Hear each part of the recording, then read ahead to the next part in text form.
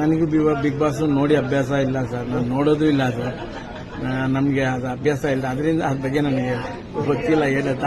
ನನ್ನ ಒಂದು ಏನದು ಚೀಫ್ ಗೆಸ್ಟ್ ಆಗಿ ಕರೆದಿದ್ದಾರೆ, ನಾನು ಹೋಗಕ್ಕೆ ಅತಿ ಶೀಘ್ರದಲ್ಲಿ ಒಂದು ಇದೆ, ನೋಡೋಣ. ಕರೆದವ್ರೆ, ನೋಡೋಣ. ಯಾರು ನಿಮ್ಗೆ ಇಷ್ಟ ಆಗ್ತಾ ಇದಾರೆ, ಯಾರು ಇದಾರ? ನನಗೆ ಅಲ್ಲಿ ತುಂಬಾ ಫೇವ್ರೇಟ್ ಅಂದ್ರೆ ನನ್ನ ಆತ್ಮೀಯ ಸ್ನೇಹಿತ ಸುದಿ, ಕಾಕ್ರೋಚ್ ಸುದಿ. ಅವ್ರು ಹೊರಗಡೆ ಬಂದಿದ್ದರಿಂದ ನಾನು ತಿರ್ಗಾ ಅದು ನೋಡಕ್ ಕೂಡ ಹೋಗ್ಲಿಲ್ಲ. ಗಿಲ್ಲಿ ಅವರು ಇರಲ್ಲ ಸರ್? ಇಲ್ಲ, ನನ್ಗೆ ಆತ್ಮೀಯ ಅಂದ್ರೆ ಸುದಿ ಅವರೇ. ಗಿಲ್ಲಿ ಕೂಡ ಇಷ್ಟ, ಹಂಗಾಗಿ ಗಿಲ್ಲಿ ಇಷ್ಟ ಇಲ್ಲ ಅಂತ ಹೇಳಿಲ್ಲ. ನನ್ನ ಆತ್ಮೀಯ, ನನ್ನ ಜೊತೆಲಿ ಸುಮಾರು ಪಿಕ್ಚರ್ ಮಾಡಿದಂತ ಸುದಿ ನನ್ನ ಗೆಳೆಯ ಒಳಗಡೆ ಇರುವಾಗ ನಾನು ಯಾರು ಸಪೋರ್ಟ್ ಮಾಡಬೇಕು? ನನ್ನ ಗೆಳೆಯಂತಾನೆ ಸಪೋರ್ಟ್ ಮಾಡಬೇಕು.